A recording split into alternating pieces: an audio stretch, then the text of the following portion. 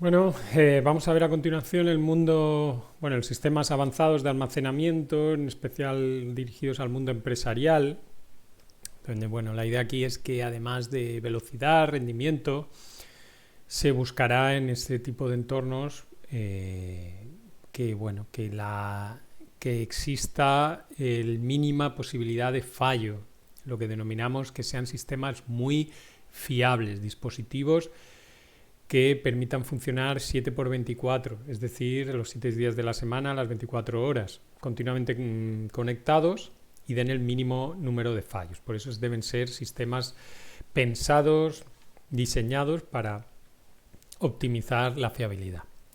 También deben ser sistemas que permitan ser fácilmente escalables. Escalables significa que puedan aumentar en capacidad de forma sencilla, de forma fácil, de modo que si tenemos que aumentar unos teras o la cantidad que consideremos, no haya que reinstalar el sistema o formatear nada. En definitiva, que sea un procedimiento muy sencillo y prácticamente sin apagar los equipos se puede hacer la ampliación.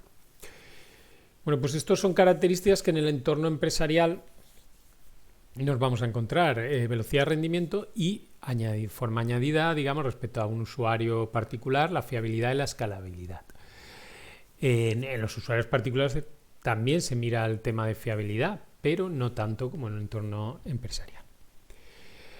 Y bueno, el tipo de disco que se utiliza, los magnéticos se han utilizado mucho y se siguen utilizando. De todas formas, la evolución, pues como estamos viendo en el almacenamiento, se tiende a cada vez más los dispositivos de estado sólido. Para ello, pues también acompañado de la mejora en la tecnología de los discos, pues también hay que mejorar los protocolos de transferencia de información y los interfaces de conexión de los discos a las placas, a los chipsets para conectarse luego con unos buses y unos protocolos con la CPU, con los equipos, ¿no? Entonces tenemos que tener en cuenta pues, que vamos a encontrarnos con estas cuestiones que se deberán optimizar y se va a potenciar pues, su rendimiento y funcionamiento. Al igual que ocurre con los sistemas SATA, sistemas que conocemos SATA, donde ha evolucionado desde el IDE antiguo, que era con un bus paralelo, también en el mundo empresarial, digamos, al mismo tiempo se ha ido evolucionando desde unas conexiones en paralelo a unas conexiones en serie de los discos. Esta conexión antigua en paralelo, a lo mejor lo veréis todavía como el SCSI, Small Computer System Interface, SCSI, se pronuncia SCSI, que era un protocolo inicialmente paralelo, ¿no? Los buses constaban de 16 líneas o 32 para conectar en cada una un bit en paralelo. Y se podían conectar hasta 16 discos en su estándar, en el estándar SCSI. Bueno, ya sabemos que la transmisión en paralelo tiene sus problemas, entre ellas que entre bit y bit, pues entre líneas de transmisión se producen interferencias electromagnéticas y esto ocasionaba a altas frecuencias muchos problemas en la transmisión de los bits, muchos errores y demás. Entonces, como ya vimos, entre IDE y SATA, pues aquí también ha habido una evolución entre Parallel SCSI y la siguiente versión de SCSI, que ha pasado a ser Serial y se ha pasado a denominar SAS o Serial Attached SCSI. No obstante, pues igual, seguimos con la misma comparativa con el mundo doméstico o profesional de workstation, los equipos, digamos, no de empresariales, sino para usuarios particulares. También es frecuente ya el uso de discos SSD, que los discos SSD se pueden conectar con SAS, con los interfaces SAS y mediante el protocolo SAS, pero también se utiliza en el mundo empresarial el protocolo NVMe, que ya conocemos, que está más optimizado para para SSD y que se conectan a través de protocolos PCI Express, digamos, los sistemas PCI Express. Bueno, SAS, para comentar, bueno, es comunicación serie, fiabilidad del protocolo SCSI, se aprovecha el protocolo SCSI y se transmite a través de comunicación serie, permite hasta 128 dispositivos. Existe cierto parecido con SATA, han evolucionado más o menos a la vez. Bueno, las velocidades, hasta la versión 4, ahora no recuerdo bien si hay otra versión posterior. Bueno, ¿compatible con Serial ATA? Sí, es compatible. Lo único que es un disco SATA funciona conectado a SAS, pero no al revés. Eso hay que tenerlo en cuenta. Un SAS no funciona en una controladora SATA. Funciona en un controlador SAS. Los discos SAS son más eficientes y fiables, tienen menores errores entre fallos que los SATA. Y me interesa especialmente que veáis esta imagen de lo que sería un armario de discos. Eso es típico, los armarios de discos, donde se interconectan muchos discos que nos van a proporcionar toda la capacidad unida. Es decir, lo vamos a ver como muchos discos que podemos verlos separados o todos juntos. Hay unos software específicos, a través también de controladores hardware se puede hacer. Pero bueno, en definitiva que veáis que esto es típico, los armarios de discos o cabinas de discos, compuesto de muchos discos, múltiples discos, que proporcionan la capacidad que queramos. A lo mejor cada disco es un 500 gigas, va sumando y es la capacidad que tenemos aquí. Esto va conectado en este caso por SAS, aquí veis los conectores y el tipo de disco, van con sus conectores detrás, cada disco, y conectados pues a la controladora SAS del disco. Bueno, hacia afuera pues ya veríamos qué tipo de conexión conectaría, porque esto en principio es solo un armario y luego se conecta a través de otros sistemas o directamente a los equipos, o ya veremos cómo. Se puede conectar directamente a los discos también por SAS. A los discos no, perdón, a los servidores, normalmente esto va conectado a servidores para servir, o llevan también su propio sistema interno que pueden servir la información de los discos. Eso ahora después veremos las configuraciones en red o configuraciones avanzadas. En principio se puede conectar todo el armario a un equipo y acceder a esa información del equipo, aunque no será lo más habitual. Ya veremos posteriormente. Y bueno, también tenemos, como decíamos, armarios de discos con discos SSD en protocolo NVMe. Aquí estos discos son magnéticos, pero pueden haber SSD con SAS. Y en este caso lo que se está viendo actualmente es SSD con NVMe. Ya sabemos que es más óptimo y permite aprovechar mejor el rendimiento de los SSD. Y aquí ya no tenemos conectores SAS ni interfaces SAS. Aquí lo que hay es slots PCI Express, hay buses PCI Express y también, bueno, pues todo en cabinas o armarios. Tenéis configuraciones hasta 184 terabytes. Muy bien.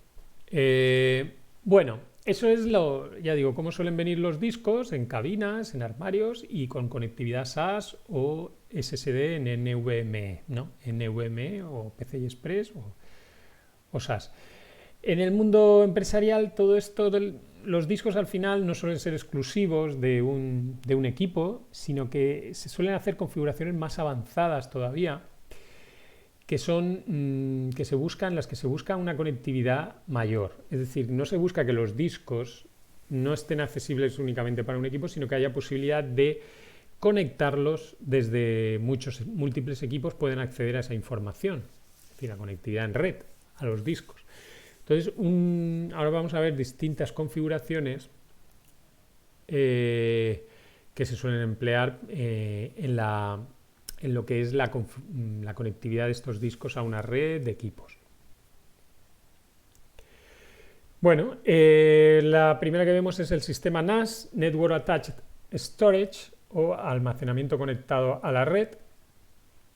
En este caso, lo que suele ser en la cabina o el armario tiene directamente un servidor, un equipo, o directamente dentro de la propia cabina lleva una placa con una CPU y un software especial que le va a permitir compartir toda la información en una red que suele ser TCP/IP. Entonces se suele compartir la información como carpetas compartidas, lo típico de Windows, entorno de red. Este sería el caso de un acceso por entorno de red a las carpetas compartidas en unos discos o cabinas que se llaman NAS, Network Attached Storage, que veis aquí, este sería el ejemplo, se conecta a un switch Ethernet, que es típico para conectividad luego del protocolo TCP/IP, y se conectan servidores, equipos, y todos ellos acceden pues, a la información que aparece aquí, que ya digo, se accede a nivel de carpetas. Luego es necesario no solo el TCP/IP, sino un protocolo superior para compartir esas carpetas, que suelen ser pues, lo que hablábamos antes, Windows, el entorno de red, o Linux con protocolos NFS, Samba, etcétera. Es decir, hay una capa superior de software que controla el acceso a la información a través ya de ficheros. Aquí ya estamos haciendo carpetas y ficheros. No se accede a bloques de disco, que será, como veremos posteriormente, la otra configuración. Aquí accedemos a unidades de asignación de los ficheros, digamos, son a sectores, pero de ficheros ya, bloques de fichero. Bloques de datos o de caracteres en ficheros. Y ficheros y carpetas, archivos y carpetas. No accedemos, digamos, a bajo nivel a los discos o al propio...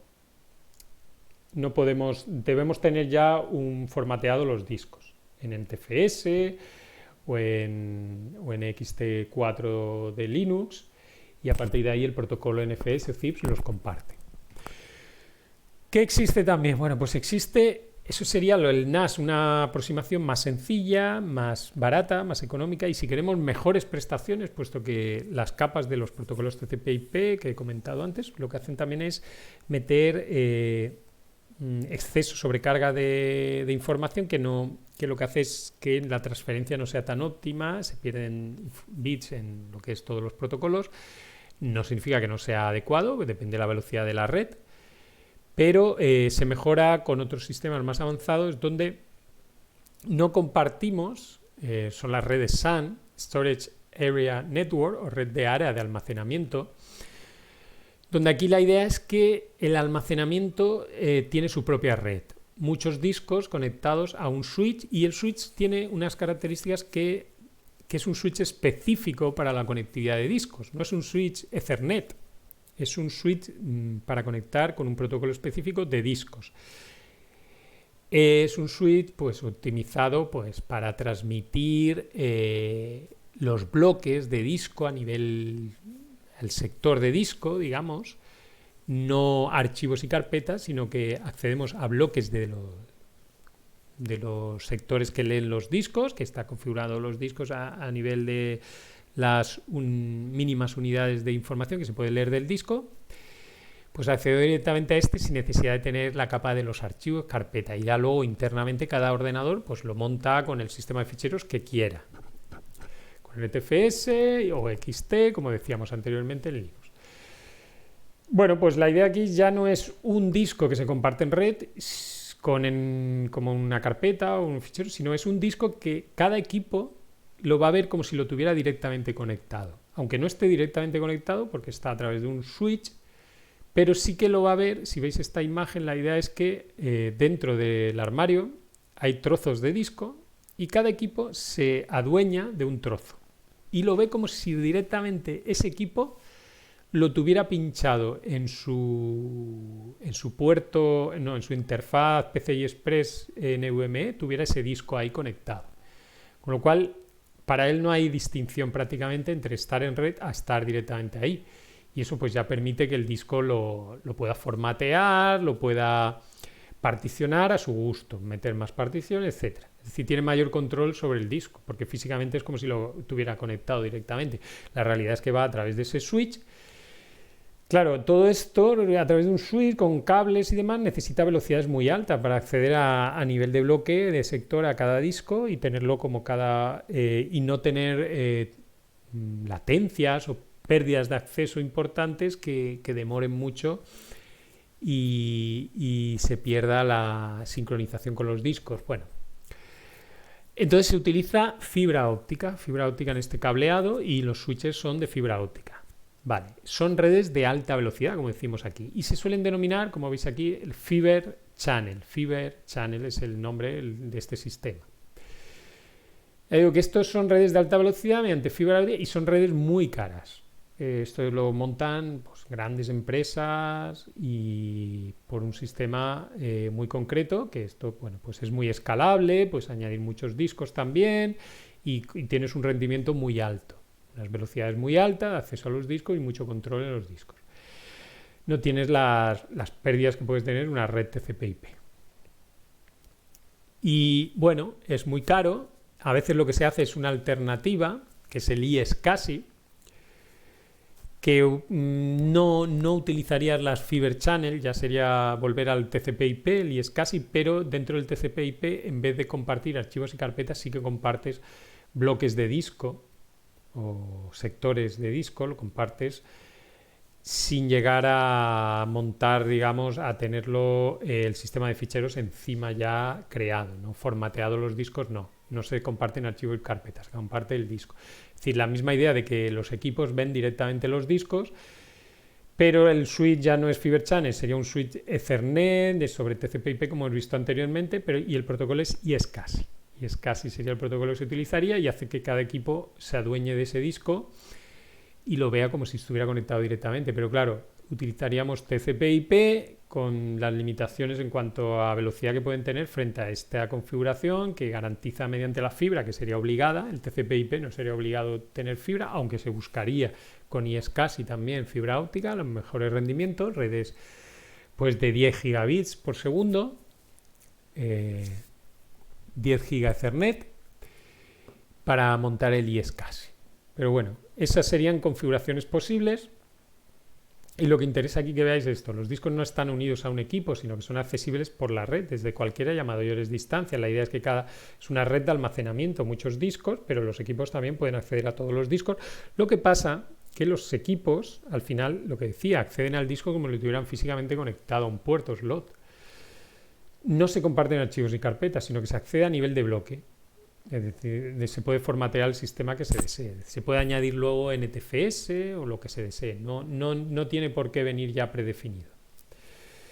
Bueno, pues estas son configuraciones típicas. No obstante, hoy en día con la información en la nube y todo como muy disperso y demás, pues esto se va complicando realmente. Hay unas redes que se denominan SDS, Software Defined Storage, almacenamiento definido por software, ya donde perdemos un poco la ubicación del almacenamiento y del protocolo que hay debajo, ya sea XSCSI, Fiber Channel, bueno, SAS, SSD, perdemos un poco la idea de qué tenemos debajo, si es un SSD, un SAS, un SCSI, con protocolo iSCSI, con Fiber Channel. Bueno, en definitiva, la idea aquí es que todo eso se queda... se virtualiza, como se utiliza hoy en día, y no sabes dónde está la información, pero tú accedes a la información que puede estar ubicada en cualquier sitio. Esto permite pues, grandes ampliaciones en el acceso a la información, poder duplicarla en muchos sitios, poder acceder desde distintos puntos, según buscando el que mejor rendimiento tenga. Son redes pues, más complejas en cuanto a software, no es más rápido necesariamente que el Fiber Channel porque vas mezclando tecnologías y al final puedes tener cuellos de botella en la más lenta, pero sí que abre el tema de la nube que decimos, donde todo digamos que no somos conscientes de lo que hay detrás, no lo vemos, no vemos la tecnología, pero vemos ya directamente la información a la que queremos, las carpetas, los archivos que pueden estar muy distribuidos. Pues este sería el sistema más avanzado hoy en día y esto sería respecto a lo que hablamos de almacenamiento empresarial.